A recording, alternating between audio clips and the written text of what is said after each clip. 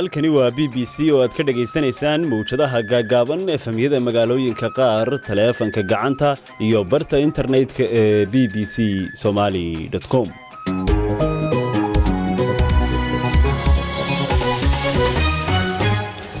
subax wanaagsan idil ahaantiinba meel kastoo aad nagala socotaan waa maalin salaasaa bisha Sebtembar ay tahay 8 sanadku waa 2020 goorsheegtu waa 7 subaxnimo oo gowa wararka aanu subaxan saaka idin haynana waxa ugu mudan al-shabaab wuxuu ku galay magaalada sida uga fogeyn caasimadda Muqdisho shacabka beledweyne oo ka baqaya fatahaado cusub ay keenaan roobka Itoobiya ka daay 6 bilood kadib markii ay BBC-du tabisay corona ka jira Yemen halkay wax marayaan iyo weliba dalkan Koonfur Afrika dhibaatooyin badan ayaa ka jira guud ahaan marka xaafadan Soomaaliya ay degan tahay ee Mayfar dhalinyaro Soomaali ah oo isxilqaamay ayaa waxay sameeyeen in ay habeenkii ay rondeeyaan si amniga xaafadda loo sugo waa dhalinyaro Soomaaliya oo si iskooda u gaafureegaya habeenkii xaafadda Soomaalidu u badan tahay Johannesburg si burcadda magaaladaasi baratay ay uga ilaaliyaan xaafadooda iyo waliba qodobo kale oo ku saabsan Soomaalida iyo caalamka ciyaarihiina ka mid yihiin waa barnaamij uu soo saaray Cabdulqaadir Yuusuf Cali anigoo Cabdiraxmaan Cali Dhambiilahina waan idin la socodsiinayaa ee akhyaarey subax wanaagsan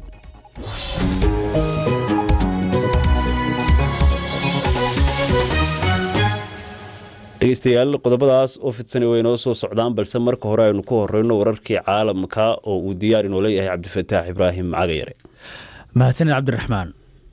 laba suxufi oo u dhashay wadanka Ruushka ayaa waxaa dib looga celiyay dalka Shiinaha kadib 5 maalmood oo uu taagnaa ismariwaa diblomaasiyadeed kaas oo yimid kadib markii ay boolisku dalbadeen inay labadaas nin wareystaan Bill Bitles oo warbaahinta Australian Broadcasting Corporation uga soo waramay jiray dhinacaas iyo magaalada Beijing iyo Mike Smith oo Shanghai uga soo warama warbaahinta Australian Financial Review ayaa waxaa labaduba su'aalo weydiiyay wasaaradda ammaanka qaranka ee Shiinaha midowga Yurub ayaa waxa uu cambaareeyay xariga lagula kacayo xubnaha mucaaradka ee Belarus waxa uu midowgu ka digay in cunaqabatayn lagu soo rogi doono dadka xarigaas ka dambeeya hogaamiyaha ergada sare arrimaha dibadda ee midowga Yurub Joseph Borrell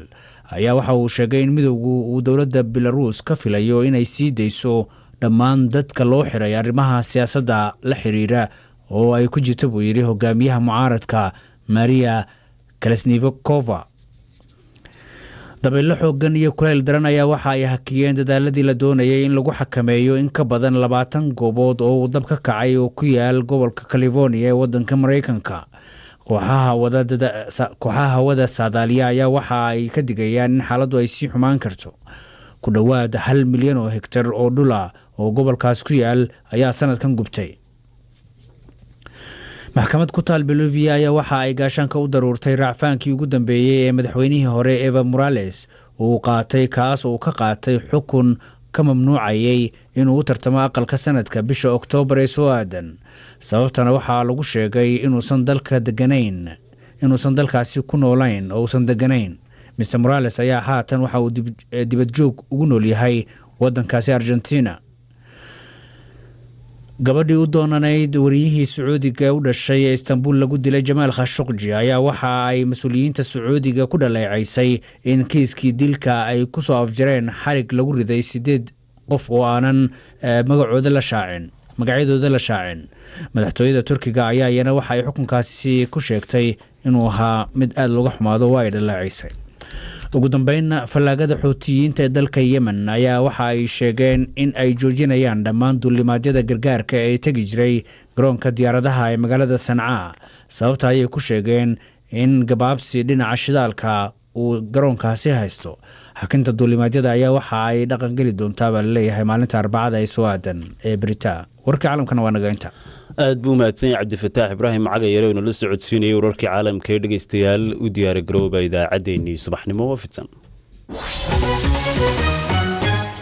aynu ku bilownay wararka naga soo gaaraya degmada Balcad ee duleedka Muqdisho ayaa sheegay in ciidamo ka tirsan kooxda al-shabaab ay xoog kula wareegeen qaar ka mid ah xarumihii dawladda ee ku yaalay degmadaasi wararkii u dambeeyay waxaan goor dhoweyd wax ka weydiiyay wariyaha BBC-da Muqdisho Ibraahim Maxamed Aadan cabdiraxmaanow saaka waa berigii ayaa ciidamo aad u hubaysan oo ka tirsan al-shabaab waxa ay dhowr jiha ka weerareen degmada balcad oo qiyaastii 30 kilomitir waqooyi uga beegan magaalada muqdisho ciidankaasi waa berigii ayay galeen bartamaha magaalada waxay durba qabsadeen xarumaha dowladda oo ay ka mid tahay xaruntii degmada iyo sidoo kale saldhigii booliska ciidamo dowladda ah oo iska caabin markii hore kala hortegay ciidamada al-shabaab ayaa la sheegay in markii dambe la buurtay oo judhiiba ay u gudbeen daanta ay degan yihiin ciidamada midowga afrika magaalada bartamaheeda dadka deegaanka waxay sheegeen inay ku arkayaan ciidamo ka tirsan al-shabaab wararkii ugu dambeeyey ee halkaa ka imaanay waxay sheegayaan in xabsigii magaalada ku yaalay ay dad badan oo maxaabiisa ka sii daayeen ilaa hadda ma ogin khasaaraha ka dhashay iska horimaadkii koobnaa ee markii hore oo ay magaalada soo galayeen dhex maray ciidamada al-shabaab iyo kuwa dowladda laakiin waxaad moodaa in hadda xaaladda magaalada ay degan tahay inkastoo bartamaha iyo kontaroolka dhinaca jawhar lagu arkayo ciidamo ka tirsan al-shabaab ibrahim dhowr jeer bay magaalada kusoo laabteen al-shabaab bal markaa si guud danta magaalada ay ka leeyihiin ku gaaro wax ma kala soconnaa dabcan magaaladan waa magaalo weyn oo istiraatiiji ah degmada balcad waxay ka tirsan tahay gobolka shabeellaha dhexe dabcan waxay 30 kilomitir u jirtaa magaalada muqdisho marka dabcan markastoo al-shabaab ay magaaladaasi yimaadaan ama qabsadaan waxay uga dhigan tahay in ay weli awoodoodii nooshahay marka dad badan waxay leeyihiin waa ismuujin sidaasoo kale in ay dadka magaran cabdiraxmaanow kaasi waxa uu ahaa wariyaha BBC-da Ibrahim Maxamed Aadan oo goor sii horeysay daqiiqada ka hor in la socodsiinayay wararkii u dambeeyay degmada Balcad oo ay kooxda al-shabaab si guud ula wareegeen bal haddii aan eegno waxay qodobka ka yiraahdeen qaar ka mid ah dhageystayaasheena Abdel Abdullaahi Xuseen oo jooga degmada Laan Mulax wuxuu leeyahay kooxda al-shabaab ee weerarka ku qaaday degmada u dhow caasimadda waa midaan waxba kaga duwanayn buu yidhi kii kooxdu ay shalay ku qaaday Janaa Cabdalle waxaase muuqata buu in dowladdu ay maalmahan ay weerarku dhankooda uu ku soo hoobanayo dhageysta kale oo isaguna ka soo aragti dhiibtay qodobkaas waxa uu yidhi Fuaad Cabdillaahi Cumar oo jooga Cawdwaaq wuxuu al-shabaab wuxuu ku galay magaalada aan sidaas uga fogeyn caasimadda Soomaaliyeed ee Muqdisho runtii waa nasiib darro in maalin kasta ay shabaab qabsadaan meelo hor leh waxaana tusaale u tahay amniga liita buu yidhi kuwaas waxay ahaayeen qaar ka mid ah dhageystayaasheena oo aragtidooda ka dhiibanayay mid ka mid ah qodobada aan idinku hayno idaacadda subaxnimo wararka kale haddii aynu kusii soconno shacabka magaalada beledweyne iyo deegaanada kale ee ku teedsan webiga Shabeelle ayaa ka cabsi qaba fatahaado xooggan kadib roobab ka daayay buuraleyda Itoobiya sida ay ku warameen dadka deegaanku inkasta oo aanay badnayn ayaa haddana waxaa jira meelo webigu ka jabsaday oo ku fatahay qaar ka mid ah xaafadaha beledweyne bilihii la soo dhaafay waxaa socday dadaalo lagu xakameynayo biyaha webiga gudoomiyaha guddiga ka hortagga fatahaadda ee magaalada beledweyne Xaaji Cismaan Dhagax Haruur ayaa xaaladihii ugu dambeeyay iyo dadaalada ay wadaan uga waramay wariyaha BBC-da Cabdifataax Ibraahim Cageere Cabdifataax waa mahadsan tahay magaalada beledweyne xaaladeedu aad bay u degan tahay inkastoo cabsi weyn iyo walwalba ay barihan jireen sida biyaha aad u fara badan oo xagga Itoobiya ka imaanaya oo magaaladan marin badan dhowr sano maaragtay isaga daba yimid marka hadda magaalada jawigeedu aad buu u degan yahay dadku 90% waa degan yahay xoogaa yar oo meelo ay webiga biyo ka soo baxaan way jirtaa laakiin biyo badnaa kor ka imaanay way yar yihiin magaaladu way degan tahay dadka magaaladaas beledweyne ku sugan iyo qaar ka mid ah dadka ku sugan magaalooyinkan Buulo Barde iyo Jalalaqsi oo aan la hadalnay waxay noo sheegeen in webiga heer aad u sarreeya uu ku socdo magaalada beledweyne waxa leeyahay xaafadaha qaar uu galay marka arrimaha ka waran anagu xoogga waxaan saarnay magaalada beledweyne oo biyaha aad ugu nugul meel goda ku jirta buuray ku wareegsan yihiin halkaasna waxaan dhignay biyo xireenna waaweyn marka magaalada way xirantaa inta badan xaaladeedu caadi weeye laakiin meelaha webiga dacalladiisa ayaa meelo yaryar oo biyo ka soo baxeen yaa jira oo xaafada galay way jirtaa taasi oo webigoo dhan hal mar lama wada xiri karo biyaha ka imaanaya dhanka waqooyiga guurtida biyahaas ayaan xoogga saarnay inaan sii wadnana xilliga jiilaalka oo wada xirna waan doonayna laakiin fatahaadiya waxay noqotay degdeg iyo 4 bilood kadib inay soo noqnoqoto dadka marka degan xaafadaha ay biyaha ku fataheen ee beledweyne saameyn intee ay dadkaas ku reebeen runtii saameyn weyn ma jirto magaaladu way degan tahay xilligii hore oo aanay arjinayaashan iyo bixireenadan la sameyn magaalada webiga biyaha wado biyo ka badan oo ilaa 10 kilomitir oo balac socdo garab socda ayaa imaan jiray magaaladana cid kuma hari jirin oo halka ceel jaale la yiraahdo loo qaxi jiray laakiin hadda dadka ma qaxin badana xaafado yar yar oo meelo muxuu ahaa biyo aad u maraan deganaa oo cabsi ka muujiyay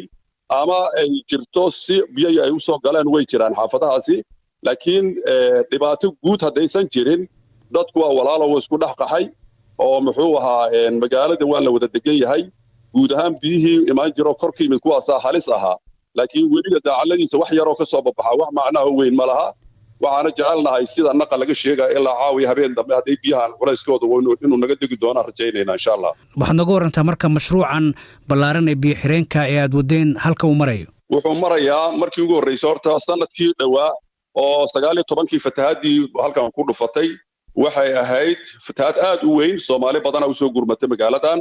deeq badan ayay bixiyeen oo walaalo wanaagsan oo gobolkan jecel ayay aayeen waxaan leenahay Ilaahay subxaanahu wa ta'aala khayr badan ha siiyo uga mahad celinaynaa taa haddii dhaqaaluhu meeshu naga soo galay lafteedaan usii gudbo Somaliland ayaa waxay keeneen 600,000 200,000 waxay ku quudiyeen dadkii masaakiinta ahaa oo halkan joogay 400,000 waxay yiraahdeen wax ku bilowda taas ayaan wax ku bilownay waan uga mahad celinaynaa midda kale dawladda Soomaaliya waxay keeneen $540,000 Djibouti-na waxay keeneen 600,000 waa milyan iyo 500 lacagtaasi qiyaastii jaamacadaha Muqdishona 32,000 ay soo gaarsiiyeen ilaa 5,900 professor tooxow la yiraahdo oo jaamacadaha kamid ah qayb kamid oo soo gaarsiiyay dhaqaalahaasi waa milyan iyo 600 taasaan ku bilownay waxaan dhignay laba arjino oo waaweyn oo biyo xireenno halka hilakeliya la yiraahdo waqooyiga magaalada ah mid ka sii horeeyo 22 kiiloomitir oo halka qooqana la yiraahdo oo halkaas ku yaala kaas in biyaha lagu hakiyo markay ku hakadaana awoodooda lagu dhimo wixii ka soo dulboodaana halka kiligaan oo qabta lagu talagalay waxa soo dhanne kii kalena meel yar oo hadda ka furmay oo biyo dulshub uu ka sameeyay nabadgelyadu way fiicantaa biyihina uu hayaa magaaladuna ma qaxin halistoo dhanne kaas oo ahaa waxaad sheegtay in xilligan jiilaalka aad doonayseen inaad hawsha sii labalaabtaan oo aad si wanaagsan u sii xirtaan meelihii biyaha ay ka soo bixi jireen haatan marka shaqadii ma istaagtay maya ma istaagin xilligaan ugu gaabtay sababtoo ah taargetkeennu ma ahayn hilakeliyo iyo qooqane iyo webiga dhinacyadiisoon xirno keliya ma ahayn saddexda ayaan ku guulaysanay kan ugu weyn oo ugu ballaaran mashruuceena wuxuu ahaa keli la yiraahdo waraabaale oo la yiraahdo meel gambarlaawe la yiraahdo uga dara dhinaca galbeedka magaalada uga baxa oo aan doonaynay in halka 5 kiiloomitir webiga laga leexiyo halkaas oo dhul ballaaran loo sii furo kaas inaan hoos u qodno aadna looga shaqeeyo laba buunda la saarayo taargetkeennu ahaa kaas biyihii baa ku soo degdegay oo waqtiga uu yimid oo soo suura gelin in la qabto laakiin qaalisu u yaala waxaana jecelnahay ilaahay idankiisa in xilliga jiilaalka asagana laga faa'iideysto waxa kale oo mustaqbalka jecelnahay dhinaca koonfurta magaalada looga baxo in biyaha xiris kaliya lagu wadi karo ayadana furitaan loo sameeyo meel ay biyuhu maraan waa quracley iyo waraabaale meel la yiraahdo oo halkaas aan rabnay in webiga ku sii baxo markii uu nafiskaana helo biyahana halka lagu hakiyo magaaladu way nabad gelaysaa marka taarikkeenu halkaas ku socdaa kaasi waxa uu ahaa Xaaji Cismaan Dhagaxow Haruud oo xaaladihii ugu dambeeyay iyo dadaalada ay wadaan ee beledweyne oo la filayo in daadad ay ku fatahaan webiga Shabeelle inooga waramayay wali dhageystayaal bartaad nagala socotaan waa BBC xilli saacada Afrikada Bari ay imika sheegayso 7:13 daqiiqo BBC waxaad ka heli kartaa wararkii ugu dambeeyay ee Soomaaliya iyo caalamka oo dhan maalin walba haatana falalka burcadnimada ee ka dhaca Koonfur Afrika oo inta badan lagu beegsado ganacsiyada ajaanibta ayaa keenay koox dhalinyaro Soomaaliya oo gacan ka helaya booliska xaafadda Mayfair ee Johannesburg ay habeenkii gaafureegaan deegaankaasi si ay uga hortagaan burcadaasi dhalinyaradan ayaa dadka iyo gawaadhida ay ka shakiyaan ku wargeliya booliska oo qaada tallaabooyinka ku habboon Bishaar Axmed Ciise waxa uu ka mid yahay ragga bilaabay hawshan waxa uu u waramay wariyaha BBC Bashiir Maxamed Caato dalkan Koonfur Afrika dhibaatooyin badan ayaa ka jira guud ahaan marka xaafadan Soomaaliya ay degan tahay Mayfair dhalinyaro Soomaali ah oo isxilqaamay ayaa waxay sameeyeen in ay habeenkii ay rondeeyaan si amniga xaafadda loo sugo goobaha ganacsiga iyo deegaankaba marka dhalinyaradaasi waxay la shaqeeyaan booliska wixii ay arkaan oo amniga lid ku ah ay ku wargeliyaan marka hawlahaas ay dhalinyaradu ka hayaan xaafadan burcadda Koonfur Afrika ay dhac geysta waxay u badan yihiin kooxo hubeysan marka sideed uga hortagtaan ayagu maadaama burcaddu ay yihiin kuwa hubeysan dhalinyarada shaqada ugu horeysa ay qabtaan waxa weeye in qofkii laga shakiyo aan xaafadda deegaan ahaan u deganayn in la report gareeyo ama lagu wargeliyo booliska gaarigii laga shakiyo ama dadkii laga shakiyo oo xaafadda ku cusub sidaana waxaa goobta ku soo gaara booliska oo la wareega hawsha ilaa hadda marka ma ognahay inta fal dambiyeed ee aad ka hortagteen faldambiyeedyo badan ayaa jiro oo ay dhalinyaradu ay ka hortageen. waxaa jiray dhowr dhacdo oo baabuur laga shakiyey oo dad ay wateen oo taargooyinka ama aqoonsiga gaariga loo gudbiyey booliska, kadibna boolisku sidaa markay ku yimaadeen la ogaaday in ay ahaayeen burcad doonaya inay dhac ka geystaan xaafadda. xaqiiqdiina dhalinyarada waa lagu ammaanay iyo guud ahaan jaaliyadda Soomaaliyeed ee xaafadda Mayfar degan. 3 saldhig ayaa jirta oo noo dhow. 3 saldhigba jaaliyaddu waxay yihiin kuwo ka ammaanan oo uga qayb qaataan amniga iyo sugista amniga xaafadda. waan gartay marka inta badan habeenkii ayaad rondooyin samaysaan, marka kooxda habeenkaasi shaqaynaysa sidee ayaa lagu soo xulaa mise waa shakhsiyaad isxilqaamay oo keliya? waxaa jira wadanka guud ahaan wax la yiraahdo Community Police Forum ama CPF loo soo gaabiyo, ama dadka community ahaan ayaa la isku abaabulaa. magaalooyin badan oo ay ka mid tahay Pretoria, Johannesburg iyo Rustenburg ayay Soomaalidu yihiin dadka qayb qaatay barnaamijyadaas. marka waxaa jira aqoonsiyo laga soo qaato saldhigyada booliska oo markaas xaafadda u dhow. sidaas ayaana lagu socdaa, waana la wareegaa. qof qolaba habeen baa lagu qoraa. haddii askartu ay qabatana waxay tusaan dhalinyarada aqoonsigoodaas iyo aqoonsiyada laga soo qaatay askarta. howlgalladiinu maxaafadan aad sheegtay ee Soomaalida ay ku badan tahay ee Mayfair ayay ku kooban yihiin mise waxaa jira meelo ka baxsan xaafadda iyo magaaladaba waad gaartaan? si guud jaaliyaddu magaalooyin kala duwan ay u degan tahay. marka magaaladan Johannesburg ayaa anagu ku egnahay hadda, laakiin magaalooyinka kalena waxaa jira dhalinyaro ayaguna sidaas oo kale isku abaabulay oo aan kaaga xusi kara magaalooyinka Rustenburg iyo Pretoria intaan ogahay.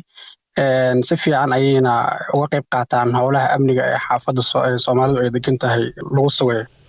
kaasi waxa uu ahaa Bishaar Axmed Ciise oo ka mid ah dhalinyarta bilowday inay xaafadooda Mayfair ee Johannesburg ka ilaaliyaan burcadda beegsata ajaanibta, gaar ahaana ganacsiyada iyo dadkaba.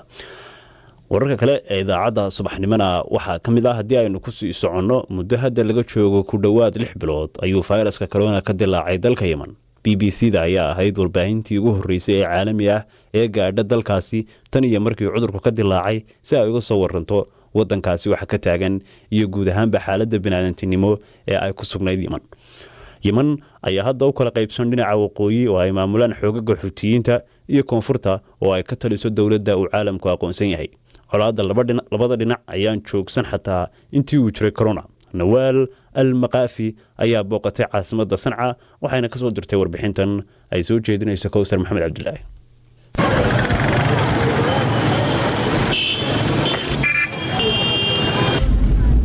waxaan ku suganahay Sanca. dhinac kastoo aad eegtana kuma muuqanayaan wax calaamad ah oo muujinaya in fayraska corona uu halkan ka dilaacay. wadooyinku waa mashquul, suuqyaduna waa kuwa saxmad badan, dadkuna ma samaynayaan wax taxadar ah. shacabka wadankan ayaa ku sugan xaalad quus ah kadib colaad socotay muddo 5 sano ah.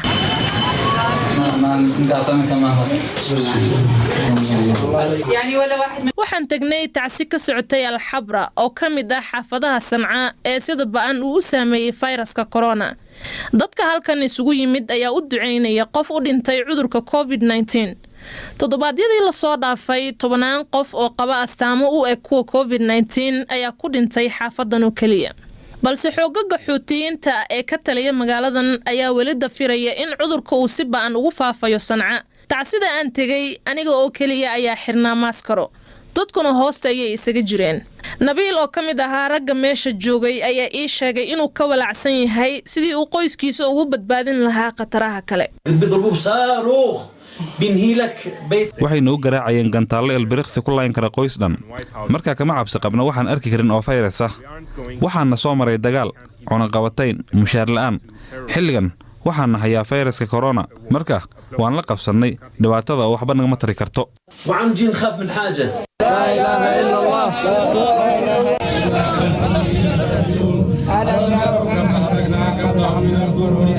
maalintii xigtay waxaan raacnay janaasadda Dr. Shafiiq Al-Cimaad oo u dhintay cudurka xilli uu la tacaalayay bukaanada uu soo ritay. dhaqaatiirta Yemen ayaa la tacaalayay cudurka iyagoo aan haysan qalab ku filan oo isaga difaacaan. dalkan oo ay ku nool yihiin 30 milyan ee qof ayaa leh 200 oo sariirood oo ah kuwa la dhigo dadka ku sugan xaaladaha khatarta ah. janaasada kadib ayaan waxaa la hadlay Dr. Caadil Alcimaad oo la dhashay Dr. Shafiiqa dhintay waxaan weydiiyey in walaalkii uu haystay qalabka difaaca jirka marka uu daweynayay bukaanada COVID-19. لا شك أنه لم يكن هناك احترازات. wax shaki ah kuma jiro in isaga iyo dhakhaatiirta kaleba aanay muujinin taxadar ku filan. Maamulka halkan ka jira ayaa ku doodaya in 2 qof oo kaliya ay u dhinteen fayraska halka kiisasku ay marayaan kumanaan. Sababtuna waxay tahay in qoysas aad u tiro badan ay soo wariyeen in dadkooda ay soo ridatay qandho daran taasoo kadibna ku dhacdo xubnaha kale ee qoyska dhammaantoodna ay muujinayaan astaamaha fayraska corona. ilaa iyo hadda 90 dhakhtar ayaa la xaqiijiyay inay ku dhinteen dalka Yemen waana culaysan caadi ahayn oo soo food saaray dal uu daryeelkiisa caafimaad si leeyayo waxaa intaa dheer in dhammaan howlwadeennada caafimaadka ee xarumaha dawladda aanay wax mushaar ah helin 2 sano ee la soo dhaafay waxa ayna ku tiirsanaayeen hay'adaha samafalka 6 bilood ka hor hay'adda caafimaadka adduunka ayaa jartay dhaqaalihii ay siin jirtay howlwadeennada caafimaadka ee Yemen waxaan weydiiyey wakiilka WHO ee Yemen Altaf Musani sababta ay dhaqaalaha uga jareen howlwadeennada caafimaadka xilli uu faraba'an ku hayo fayraska corona. Our job nor our mandate is to provide the salary. It's really to provide an incentive, a top. Ma ahan howl noo taala ama waajibna saaran inaan mushaar siino shaqaalaha caafimaadka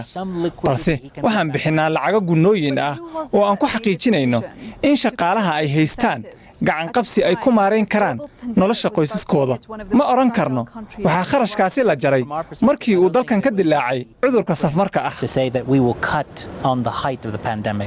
fayraska corona ayaa ah dhibaatadii ugu dambeysay ee ku soo korortay shacabka Sanca waxaana taa u dheer dagaal aan joogsi lahayn oo u dhaxeeya xoogagga Xuutiyiinta iyo ciidamada dawladda uu caalamka aqoonsan yahay ee uu taakulada siiyo Sacuudiga.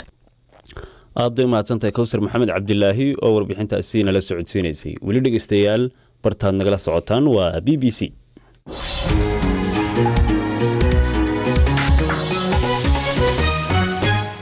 haatanna ay xor leh ayaa laga filayaa guud ahaanba deegaamada geeska sida ay sheegtay xarunta saadaasha ee urur goboleedka IGAD waxayna sheegeen in toddobaadadii u dambeeyay ay tiro badan laga arkay qaybo ka mid ah gobolka gaar ahaan Kenya iyo Ethiopia ayaxa ayaa ka mid ah masiibooyinka xilliyeysan ee aad waxyeeleeya dalagga taasoo horseeda cunno yari iyo baahi haddaba waxaan qadka taleefanka magaalada Hargeysa kula xiriirnay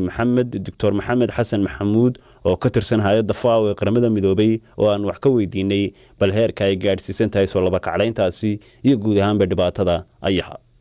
dhibaato wuxuu geystaa dhanka nolosha bini'aadanka wuxuu waxyeelaa ayaxa beerihii dadku ay beerteen iyo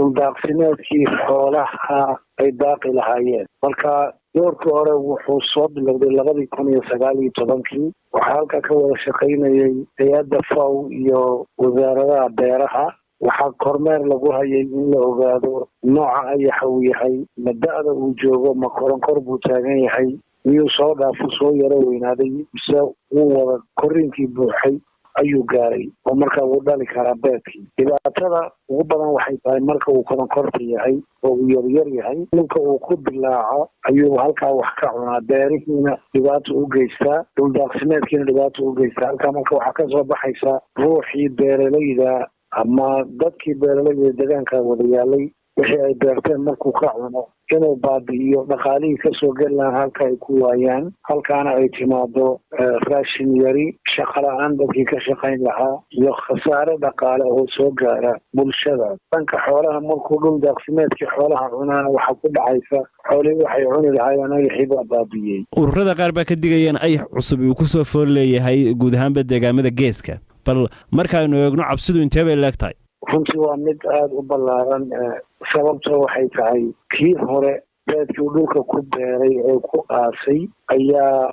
roobkan da-aya uu soo wada saaraya wareegga labaad waxaa aada looga baqayaa ayaxa inuu ka xoog bato intii hore oo uu dhibaato xoog la geysto waxaa intaa dheer ayax fara badan oo ka yimaada dalalka deriska sida Ethiopia iyo Yemen oo kale tusaale ahaan hadda halkan Hargeysa waxaa aad u soo galay ayaxa ka yimaada dhanka Ethiopia oo xaggan iyo Wajaale ayuu soo qabtaa dhanka kalena wuxuu ka soo galaa Yemen oo xaggan iyo Berbera ayuu soo qabtaa kaasoo isaguna markaa wuxuu cuni karaa cunaya beed cusubna markaa dhulkii ku ridayo ku aasaya taasoo keenaysa inuu ayaxu markaa mar walba dib u soo dilaaco isagoo ka faa'iidaysanaya ciidda jilicsan uumiga ciidda ku jira diirimaadka iyo kuleylkaasi taasoo keenaysa markaa ayaxa inuu soo laba kacleeyo uu ka xoog badiyo marka digniintu halkaasi ayay ka imanaysa